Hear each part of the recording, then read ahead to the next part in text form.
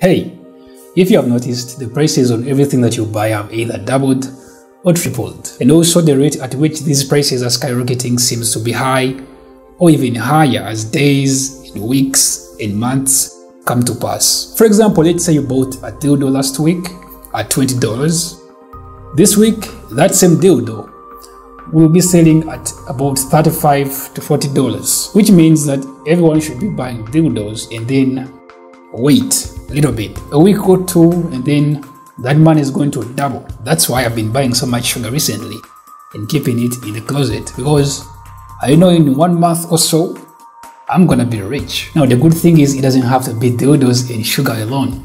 You can buy anything right now and keep it and then wait a little bit and then sell it to make some money. I don't know if it's gonna make you rich, but it does change my life a little bit. But the trending question right now is that why are prices going up this much? What is going on? Some people speculate that there is a war in Eastern Europe, Ukraine and Russia, and this could be the cause of all these kind of things. But how true is this? Now it might be the war, or it might not be the war, but studies still indicate that the rate at which prices are increasing is still going up. So if you have been watching anything informative apart from cartoons and TV shows that depict incest, you have been tuned to a song, and the song is called Inflation. But after some time, this song has been sung, then a new song or a version of that is now everywhere, and that is recession. Now in these trying times, you are obviously confused. You have not even figured out what is inflation. Now they hit you with a new word, recession. Now if you want to understand recession and inflation, all you have to do is to stick around and watch this video, because all the answers are coming up right now in detail when a singer unfolds.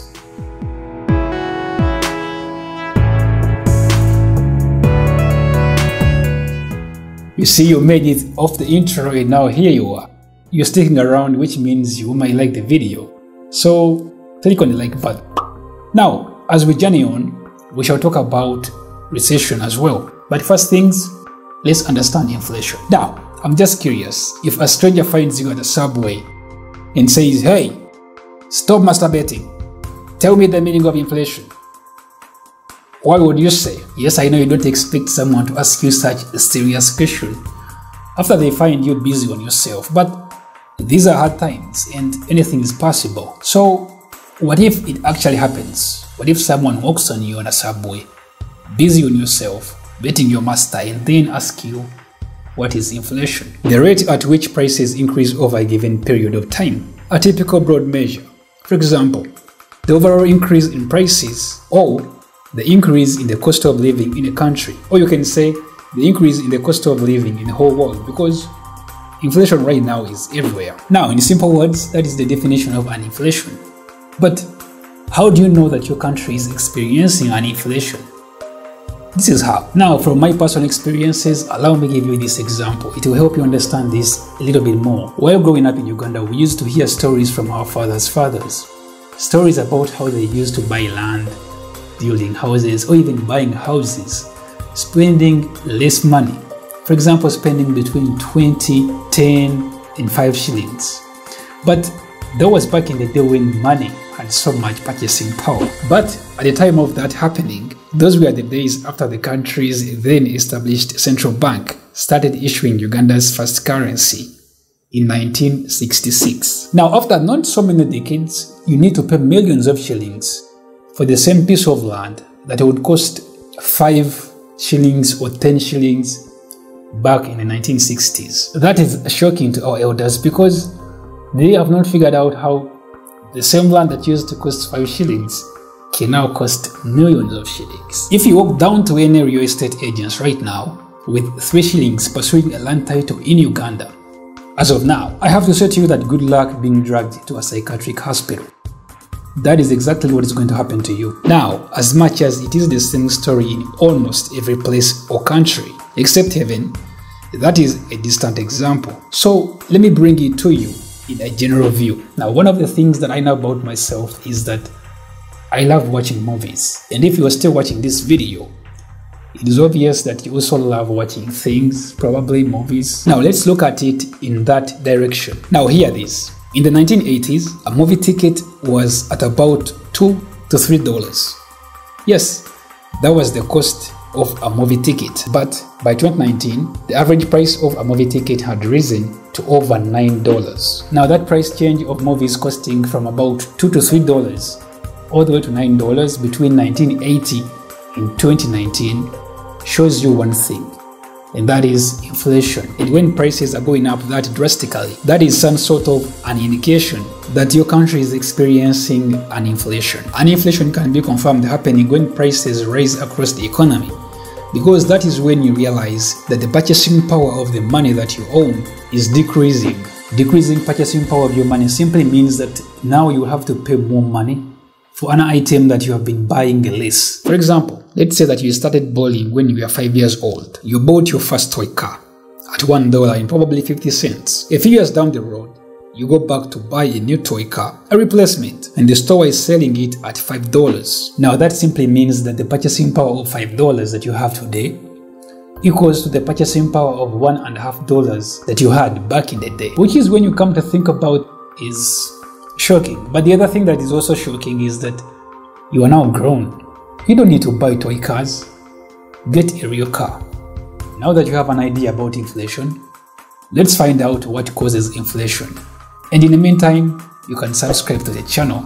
It does help me so much. Remember, there has been so much talk about inflation, connecting it to the war in Ukraine. Does this war has anything to do with inflation or not? If yes, how is this happening? One of the factors that actually cause inflation is supply disruptions. If there are some disruptions in the supply chain, an inflation is inevitable. So how does this work? I'll put it to you this way. Now let's say that you have a maize milling company. How did you know that I have a maize milling company? Oh my god. Oh my god. I know you don't have it. Don't panic. You will have it in the future probably. But I'm just using it as an example. You buy maize from farmers across your community. Then you turn this maize into ready products. And then you distribute your products to the supermarkets, probably in your community or far. Then consumers get it from these supermarkets to their homes. The supply is okay. It is going seamlessly. It is not disrupted. But then Russia invades your country. So the consumers and the producers evacuate the war zone. But you don't only lose consumers and producers, because as all these people evacuate, the plantations are also destroyed. So all these events will cause so much damage to the supply chain, and soon enough, you will also go out of business. Now I assume that all that clears the argument about if the war in Ukraine can cause an inflation or have something to do with an inflation. However, this does not mean that it is only wars that can cause inflations or entice inflations. Pandemics too. Recently, there's been COVID lockdowns hitting almost all the economies. And pandemics can also have so much to do when it comes to contributing to an inflation, despite not being so critical like a war. But still, both events can bring supply disruptions, which makes production less, if not completely eradicated. And that scarcity makes the few available products expensive. Now, despite all that, economists say that persistent changes in inflation arise from things like a sustained increase in wage growth of a country, which is understandable, because when wages are increased, the cost of producing goods and services often tends to go up as well. Which brings a new question, and that is, why? That happens because companies tend to pay their employees more to make up for the increase in cost that companies have to charge for their goods and services. And for your information, companies resort to this plan in order to maintain the same level of profitability. But at that stage, inflation will most likely affect interest rate levels. Since higher the inflation rate, the more interest rates are likely to rise.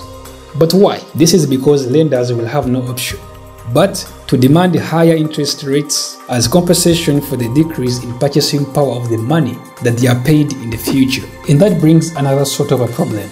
You see, when interest rates are high, borrowing costs are also going to rise. Unfortunately, people tend to spend less money in such times. This also means that there will be a drop in demand for goods and services. And in the doing, inflation starts falling. And that, my friends, is the meaning of a recession. During a recession is when the economy struggles the most. People continue losing work, companies running out of business, and those companies that persist can only make fewer sales. And such continuous events brings a country's economy output to a collapse. Now, I believe that after watching all this, you now have a clear understanding of what is an inflation and recession.